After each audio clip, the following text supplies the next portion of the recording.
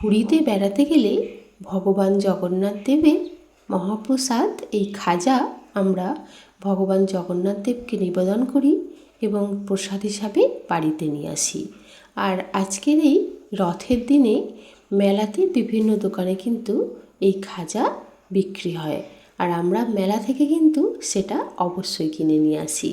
কিন্তু এই রকম অসাধারণ টেস্টের খাজা যদি আমরা বাড়িতে ঝটপট বানিয়ে নিতে পারি, তাহলে তো আপনারা মেলায় না গিয়েও বা পুরীতে না গিয়েও বাড়িতে কিন্তু একই রকম স্বাদের খাজার টেস্ট গ্রহণ করতে পারবেন। বাই দ্য ওয়ে, আমি সাধনা, আর আপনারা রয়েছেন সাধনার সাথে সাধনার হেসেলে। আজকে আমি পুরীতে যে খাজাটা বানাই সেটাই কিন্তু আপনাদের সঙ্গে শেয়ার করব। কেমনভাবে বানাই সেটা একটু চলুন দেখে নিন। পুরীর খাজা বানানোর জন্য এখানে আমি একটা বোল নিয়ে নিয়েছি।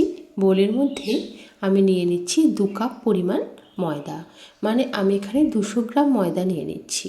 আর এখানে দিয়ে দিচ্ছি 1 চামচ মতো লবণ, আর 1 চামচ মতো চিনি, আর দিয়ে দিচ্ছি 1 চামচ মতো কালো জিরে, আর এখানে দিয়ে দেব এই যে ঘি দিয়ে দেব আমি ময়মের জন্য।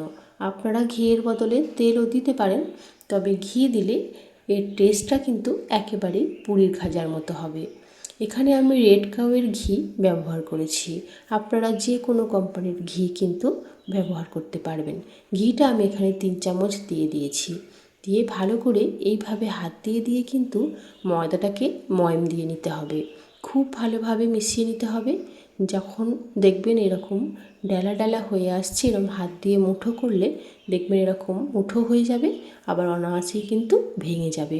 তখন বুঝবেন ময়মটা ঠিকঠাক দেওয়া হয়ে গেছে। এবার অল্প অল্প জল দিয়ে একটা ডো বানিয়ে নিতে হবে।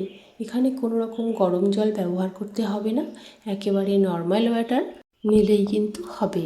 জল অল্প অল্প করে ব্যবহার করবেন, যাতে করে ময়দাটা খুব বেশি নরম না হয়ে যায়, কারণ ডোটা কিন্তু একটু শক্ত করেই মাখতে হবে, একেবারে নরম করে মাখা যাবে না। তাই আমি অল্প অল্প করে বারে বারে জল দিয়ে ডোটা বানিয়ে নিচ্ছি। দেখুন এইভাবে অল্প অল্প করে জল দিয়ে মেখে ডোটাকে বানিয়ে নিতে হবে।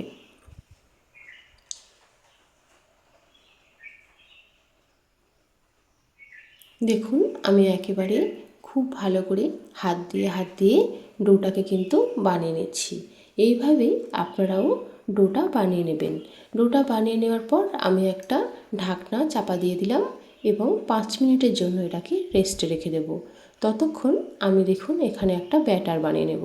নিয়ে নিচ্ছি 1 চামচ মতো কর্নফ্লাওয়ার, আর নিয়ে নিচ্ছি 1 চামচ মতো ঘি।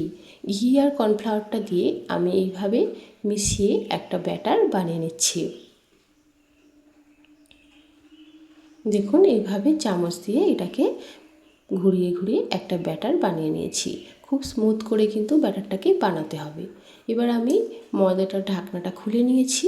ঢাকনাটা খুলে নেওয়ার পর দেখুন ময়দাটাকে হাত দিয়ে এইভাবে একটুখানি মথে নিচ্ছি। এরপর ময়দাটা আমি একটা বোর্ডের ওপর নিয়ে নিয়েছি। বোর্ডের ওপর নিয়ে এইভাবে আমি ময়দাটাকে আরও একটু হাত দিয়ে কিন্তু মথে নিচ্ছি, যাতে করে ময়দাটা খুবই স্মুথ হয়ে যায়। তারপর আমি এর থেকে লেচি কেটে নেব। এইভাবে লম্বা করে আমি এটাকে তৈরি করে নিচ্ছি, যাতে আমার লেচিটা কাটতে সুবিধে হয়। দেখুন এইভাবে লম্বা করে এটাকে আমি তৈরি করে নিচ্ছি। এবার একটা ছুরির সাহায্যে এইভাবে একটা মিনিমাম মেজারমেন্ট করে কিন্তু আমি লেচিগুলোকে কেটে নিচ্ছি। এখানে আমি মোট 6টা লেচি কেটে নিয়েছি। এবার লেচিগুলোকে হাতের সাহায্যে এইভাবে গোল করে নেব। দেখুন হাতের সাহায্যে এইভাবে আমি লেচিগুলোকে গোল করে নিচ্ছি।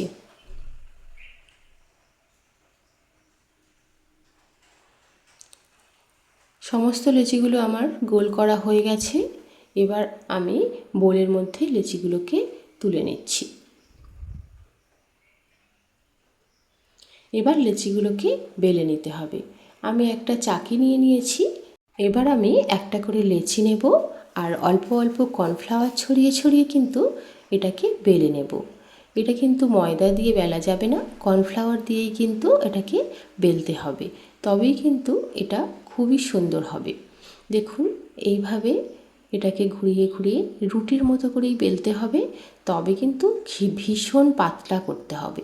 যতটা পাতলা করতে পারবেন ততটাই কিন্তু আপনার খাজার লেয়ারগুলো বেশি ভালো হবে।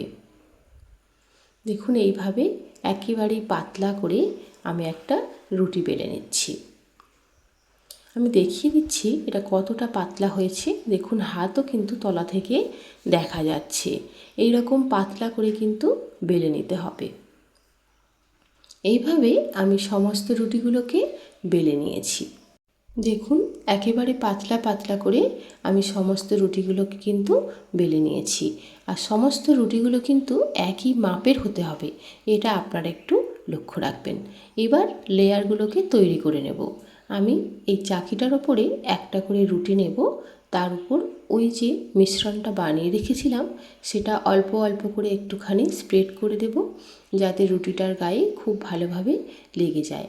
আমি একটা ব্রাশের সাহায্যে এটা করছি, আপনারা হাত দিয়েও করতে পারেন। এর ওপর আমি অল্প একটু কর্নফ্লাওয়ার আবারও ছড়িয়ে দিয়ে ভালো করে স্প্রেড করে দিচ্ছি। তার উপর আমি আবারও একটা রুটি দিয়ে দিলাম, আবারও একটা রুটি দিয়ে সেম প্রসেসে একইভাবে ওই মিশ্রণটাকে দিয়ে ব্রাশের সাহায্যে এইভাবে ভালো করে রুটির মধ্যে লাগিয়ে দিচ্ছি। এটা কিন্তু একটু ভালো করেই লাগাবেন, তবেই কিন্তু লেয়ারগুলো খুবই ভালো হবে। তার উপর আবারও একটু কর্নফ্লাওয়ার আমি এইভাবে ছড়িয়ে দিচ্ছি। এইভাবে আমি 6টা রুটি পরপর দিয়ে নেব। দেখুন আমি কেমনভাবে এটা তৈরি করছি, আপনারা নিশ্চয়ই খেয়াল করছেন। এই প্রসেসগুলো কিন্তু আপনারা খুব ভালোভাবে খেয়াল করবেন, তবেই কিন্তু আপনাদের খাজাটা একেবারে পারফেক্ট পুরীর মতোই হবে।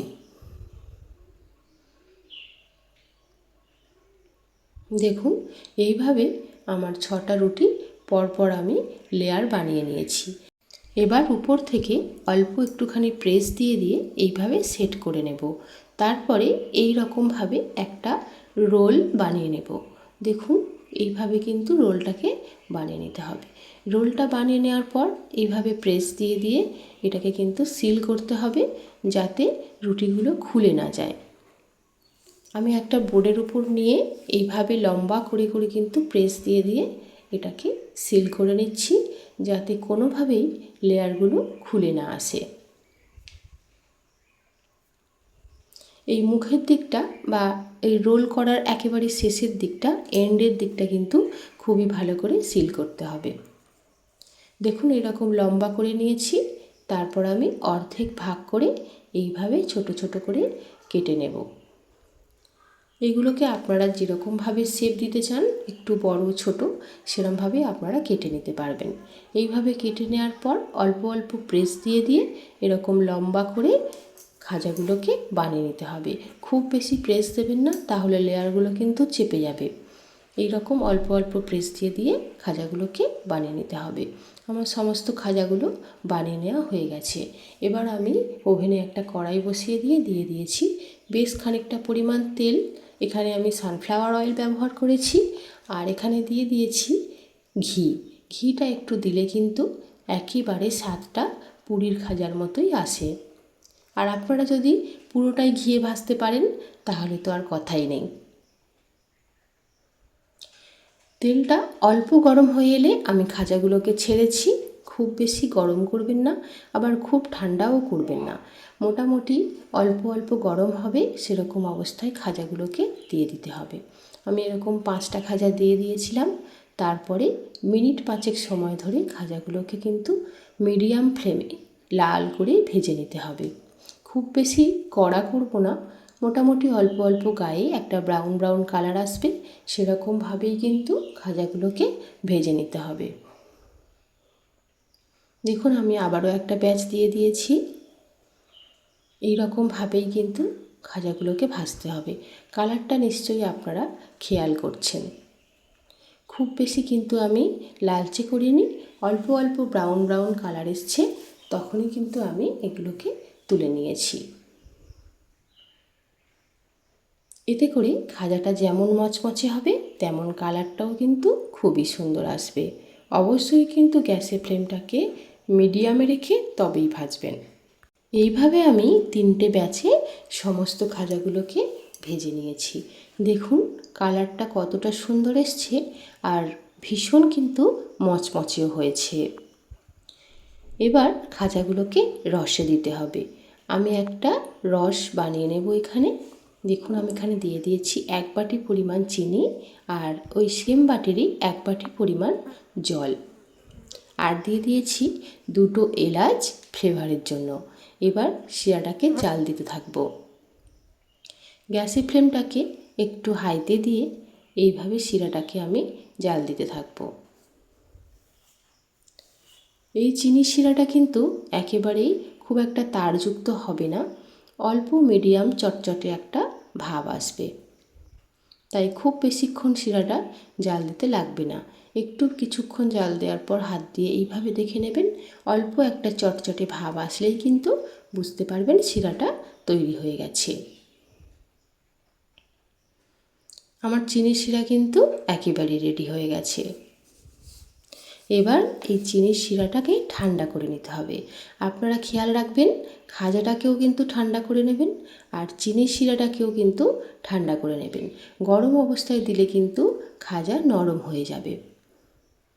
চিনির শিরাটা এবং খাজাটা দুটোই ভালো করে ঠান্ডা করে নেওয়ার পর এইভাবে চিনির শিরাটা আমি ছড়িয়ে ছড়িয়ে খাজার মধ্যে দিয়ে দিচ্ছি।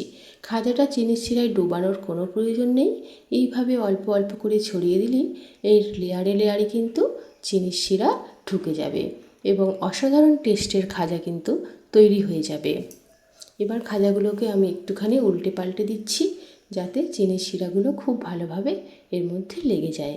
দেখুন কতটা সুন্দর হয়েছে এবং লেয়ারগুলোও কতটা সুন্দর হয়েছে আপনারা তো দেখতেই পাচ্ছেন। আর খাজাটা কিন্তু ভীষণ মচমচে হয়েছিল। তাহলে দেখলেন তো, পুরীতে না গিয়েও বা মেলায় না গিয়েও এই রকম অসাধারণ টেস্টের খাজা কতটা ঝটপট করে বাড়িতেই বানিয়ে নিতে পারবেন। তাহলে আর দেরি করবেন কেন, বাড়িতে আজই বানিয়ে ফেলুন এরকম অসাধারণ স্বাদের খাস্তা খাজা। আর বানানোর পর খেয়ে অবশ্যই আমাকে কমেন্ট করে জানাবেন কেমন হয়েছে। আশা করছি রেসিপিটা আপনাদের খুবই ভালো লেগেছে। ভালো লেগে থাকে একটা লাইক করে দেবেন আর বন্ধুদের সঙ্গে অবশ্যই করে শেয়ার করে দেবেন। আর আপনি যদি আমার চ্যানেলে প্রথম হন তাহলে চ্যানেলটিকে সাবস্ক্রাইব করার অনুরোধ রইল এবং পাশে থাকা বেল বাটনটিকে অবশ্যই করে প্রেস করে দেবেন যাতে এরকম নতুন নতুন রেসিপি সবার আগে আপনি পেয়ে যান। আপনাকে অসংখ্য ধন্যবাদ এতক্ষণ ধৈর্য ধরে থেকে আমার এই রেসিপিটা দেখার জন্য। রেসিপিটা আমার একটুখানি বড় হয়েছে কিন্তু আমি সমস্ত কিছু এই রেসিপিতে সুন্দরভাবে শেয়ার করেছি আপনাদের সুবিধার জন্য। আজ এই পর্যন্তই, দেখা হচ্ছে খুব তাড়াতাড়ি নতুন কোনো একটা রেসিপি নিয়ে। ততদিন আপনারা সবাই খুব ভালো থাকবেন এবং সুস্থ থাকবেন।